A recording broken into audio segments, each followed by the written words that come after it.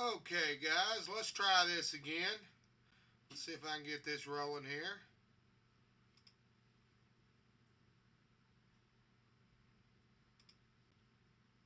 After Tanis and Laurana disappear into the fog, as well as Karamorn, looking for Tika. Tasselhoff and Fizban unknowingly stumble into the fog while waiting outside Huma's tomb. Meanwhile at Hilo Citadel Orb Barlifor Common Vorlo Blackbriar, Astrid Demoris, and Pez view Fizban and Tars stumbling into the fog looking for Laurana and Tanis as well as Tika and Karamorn. After having a bad dream followed by the apparition of Kitiara to Pez, Astrid follows glowing moon dust outside at night to discover her parents have vanished as well. Astrid demands to see Dalamar, so she unbeknownst to anyone but Pez and Vorlo endeavor to airdrop her by parachute at night via dragon onto Citadel grounds to sneak into the lower depths of the Scriborium of Gillian. The reason for this is that as a reprimand for calling Lord Gunther a baby at the banquet while he was staying in Urgoth as a guest, and for letting on about the Dragonlances being FRK. The result is that Astrid is temporarily banned from the very grounds of the Scriborium until fall term, Huma's Tomb and Silver Dragon Mountain, which by now has become spectacularly running and active, flaming like it never did in the earlier novels, and operable to produce Dragonlances, as an excuse to stop them from meddling now that both the Roz and Gilthanas have been ordered by the Emperor and the Sancrist Embassy not to leave under any circumstances unless the Knights do so first under evacuation orders.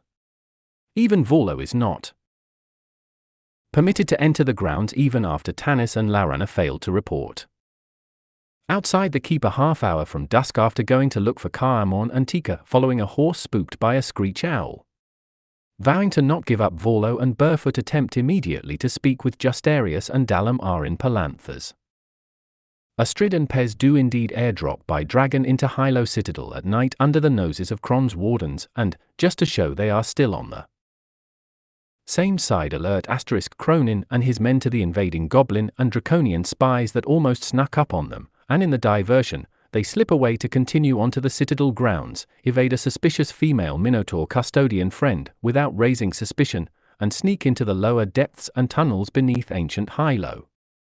Trust me, there are lots of underground waterfalls, flaming pits and passages. Castle Shadowgate has nothing on the alley leading up to one of the exits outside of Smag's Tower, which is connected to Wayreth but is not accessible by Wayreth Tower inside the Wayreth Forest of Palanthas by anyone other than Mags.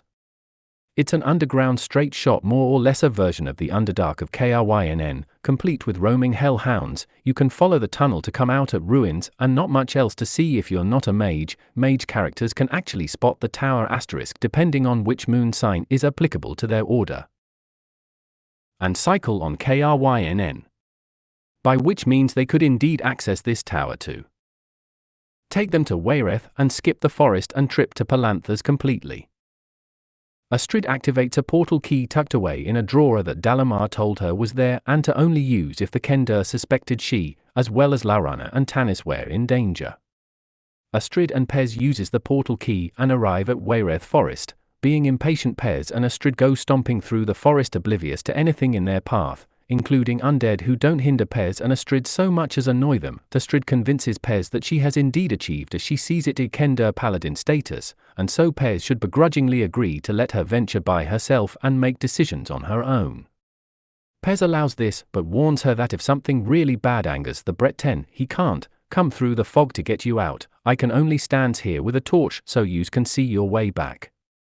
You know my people's pact with the Rivermen Azar. They understands I can't walk no paths of the dead until I'm ready to and ain't supposed to disturb them, and now Tars has run off. And Kitshi's come back somehow from beyond the grave to ask us to find her bar, a magus named Raistlin. Wait, was that Toothskin all gold and wearing them night blue robes? Astrid and Pez enter Wayreth Tower, and despite any magic imbuements whatsoever, stumble into Raistlin Magir's laboratory, sealed before and now bewilderingly and obviously unaware. Raistlin watches an extremely belligerent female Kender with an Urgothian accent demand to see Dalamar and his Shalafi at once. This Raistlin, however, is newly arrived himself, being a paradigm version that has been to nearly all of the timelines or possible events in the Dragonlance world. He is a black-robed mage, but does not at the moment seem to be concerned with defeating the Queen of Darkness, except intrigued as to why the forges at Silver Dragon Mountain have restarted. Fizban was temporarily incapacitated by a bout of lunacy and narcolepsy, and his former pupil Dalamar has now become the head of Waireth Tower in his Shalafi's absence. After all, this Raistlin reveals he's been watching and observing events all over Ansalon and Urgoth for the past year, or 2, or 3. Does time matter to this man at all now? It does not matter to me, as I am now truly the master of past and present. Go ahead and throw your dagger at me, Kender. I can simply walk around and pluck it out of the air as it is thrown from your hand, grab it and pierce your little skull right through the point of your ear. Before you even had time to calculate, you were dying, and I could veer forward and hear the words of surprise escape your dying pathetic sun-cracked lips, Mariner Kender, and you would indeed meet the rivermen of which your people speak of. Raistlin smirked as the stocky Kender 3 times the size of Tasselhoff Barefoot scowled and grunted at Raistlin, his long nose pecking to a sneer, and he champed on his gold bit which replaced his front teeth.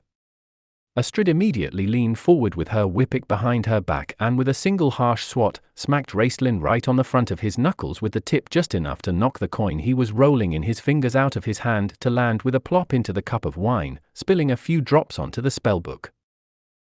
Raistlin winced and with a wave of his finger held a Pez and brought Astrid forward right in front of his face. The Kender maid said nothing and defiantly scowled at him. Pez shook and buzzed in anger, ready to split Raistlin's head in half if he didn't let them go. If he could just find his axe. His memory was getting fuzzy. Damn this stupid tooth-skin wizard and all his rucket. Pez was ready to thump this magus and skiff it back to Flotsam. Tasselhoff Barefoot is my cousin, Astrid said indignantly and defiantly. Raistlin scoffed and waved his hand. Your healing proficiency is exceptional. Silly magus, Astrid huffed. I tell you, Tings. I tell you I am Tasselhoff Barefoot's cousin, a friend of your brother Sir Caramon Magier. My brother is a knight here. Raistlin mused and then irritably refocused his berating of the Kenders. He did not look like a knight stumbling into the fog after Tika. Stupid fart gobble, Astrid snapped.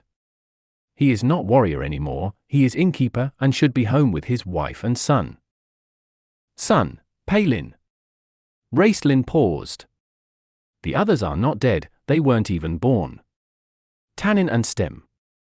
No evidence that Kitiara ever had a son named Steel. Raistlin lifted Astrid off the floor as she folded her arms and looked at him while standing in the air. Astrid was obviously unfazed by levitation, neat, but she's been there and done that. Astrid could feasibly build an airplane. Caramon has a son? What is his name? Yes, son. Astrid hissed indignantly. And must I tell you? I am Astrid de Morris, daughter of de Morris Metwinger, Empress of the North. I tell you, silly wizard, I shall smack thine hiney for telling untruths, and I tell you I speak the truth, I am Tasselhoff's cousin. Astrid's high-pitched squeal was so abrupt it made Pez jump, and even Raistlin was taken aback by the Kendermaid's sudden outburst. The Kender have many, if not an astonishing amount of relatives. I would be more surprised a Kender that Tasselhoff claims to not be a relation to, your point being. You are testing my patience, Kendermaid. Of why did Dalamar think it wise to send you here into my laboratory? No one comes here, do you understand? Yet you stand before me, entering as such. No, do not tell me. Tasselhoff did indeed once find a way in here, I suspect himself at some point. Raistlin absently waved his sleeve away towards his face in a somatic gesture of coughing and then realized, no, he didn't cough anymore apparently. He immediately let go of Astrid, who landed with a thump on the floor as her wooden sabot shoes touched down, still standing. She regained her composure long enough to restrain Pez, who was now cursing a full streak of Ergothian Kenderspeak curses which sound for all the world like gnomish death metal chants. Raistlin and the Kender then observed Tasselhoff and Fizban enter Foghanvan. DM's note **. Foghanvan is the realm of Dread's version of Silver Dragon Mountain, complete with a fiery glowing purple acid pool and hideously deformed and corrupted mountain face version of Huma's tomb, complete with flanking death knights, a tomb and its own ring of noxious green fog around it, just like Strahd's castle. Upon entering, Tars finds himself alone in the nightmare version of Foghaven Vale and Huma's tomb. Tasselhoff suspiciously finds a palantir in which Fizban appears, and tells Tasselhoff that he's somehow gotten stuck behind a door, and I can't get you out yet. What's happened to Fizban? Is this really Fizban? Tasselhoff can't cross the bridge or even exit the tomb due to fog. He comes back into the temple to find Astrid.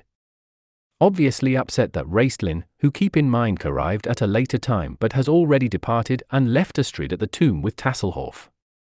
He also left her portal keys to get them home. Astrid is bored, but she was told by Raistlin to wait here for Tars or until he or Raistlin returns with Tanis and Laurana or Karamorn if he can find him.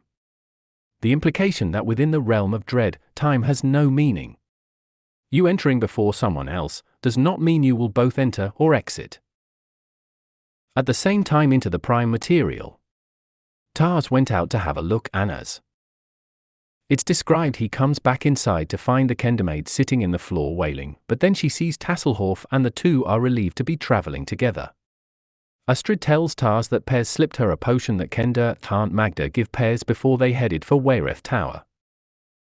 Although the Kender were told to wait at Haunted Foganvan until Raistlin came back, naturally the Kender disobey, escaping the Ring of Fog and slipping past them boring Death Knights to enter into Sithicus. DM's note add an extra location within the Sithicus map to include Foghanvan. There they encounter Aunt Magda the Wanderer, who both of them encountered earlier back on Krynn. This time, she warns them about the events that transpired during when black roses bloom and that Soth has gone mad. The Kendralind vampires are now in thrall, and creatures fleeing Sithicus' rapidly disintegrating border are only met with Barovian force as Strahd vehemently starts blocking all roads into Sithicus from Barovia, with the mandate that no one enter without his permission at the appearance of Foghanvan on the border of Sithicus. The Kenders hide in the bushes to witness Strahd ride up on a nightmare and approach Raistlin and ask why he is here and who he is. Raistlin is vague with information but asks Strahd about Karamorn Magia traveling with a woman. Raistlin describes the woman as Kitiara instead of Tika, however, a bluff to Strahd about what he suspects. He then asks about Tanis and Laurana, to which Strahd balks at the question but then advises Raistlin to check in the surrounding village of Barovia. The Kender reveal themselves after Astrid leaves, much to Raistlin's chagrin. Raistlin and the Kenders travel to Barovia and enter a tavern. At first the clientele seem to be unusually friendly to all of them, courtesy of a new arrival as Rael the dwarf. The dwarf introduces himself to the three as an adventurer of some repute, and also an enforcer, and demands they stay and gamble and drink with him throughout the night as a sign of godly faith, he says to mock Astrid and her chaste manners. As Rael gets meaner and more condescending as the night wears on, Tars naturally just rolls with it. Raistlin excuses himself to, as he says, check our rooms upstairs. As Rael sneers and insists they are in his tune and he is under employ of Lord Strahd von Zarovich and Soth. He hears they've been asking questions. Lord Strahd don't like questions. The half-elf and elf bitch, they asked questions. Now you're asking questions too, and now it's my turn to enforce that by telling ye nosy little bastards to F***ck right off, I? See, that's a right pretty hoopak ye got. There, lass, may I see it? As Rael reaches and plucks Astrid's hoopak off the table before she could reply. He grabs it in the middle and snaps it cleanly in half off at the top, dumping the fork back into Astrid's hand as tears started to well up in the Kendermaid's eyes and her innocent little lips started to tremble.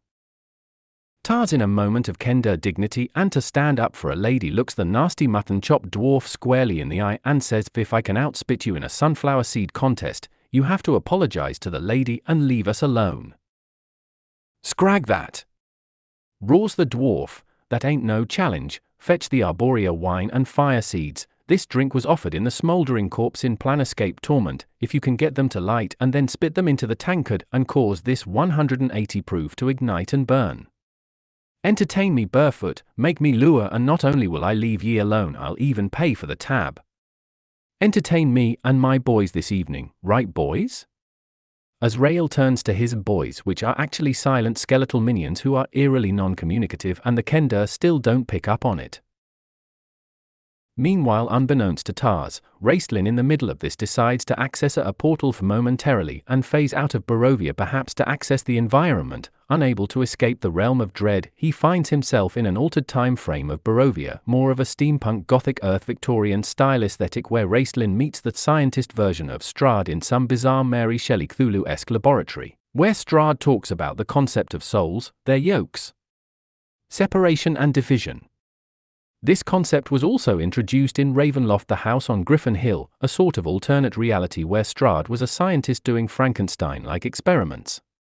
Raistlin then obtains 2 of the phylacteries from Strahd, being told by him to use them on the ones that won't cooperate. It makes their transition easier.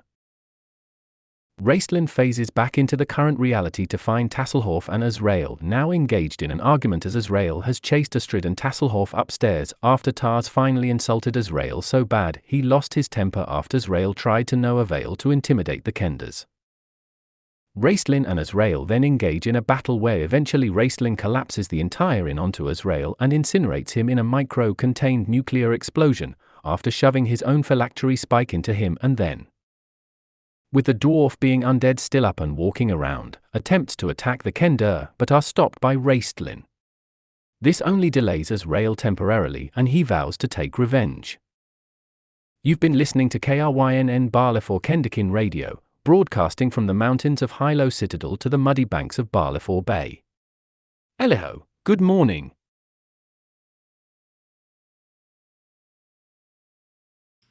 Guys, you don't know how relieved I am to get that run. It's getting ready to storm, but I got it run out. That is the opening for the sequel to When Black Roses Bloom. That's basically how they get there. I wanted to write it out as a short synopsis. Okay, guys, thank y'all for tuning in. We're going to go ahead and log this one off. I will get back on later when it's not storming and try to do some more Dragonlance. But thank you, guys. If we don't see each other, like I said, the new book's coming out August 26, 2024. Y'all be good. This is Engine Joe. Y'all roll on. And like I said, I'm a Dragonlance fan, as you can see. Right there. Alright, guys. Y'all be good, and we'll holler at you a little bit later. Alright, this is Engine Joe. Y'all roll.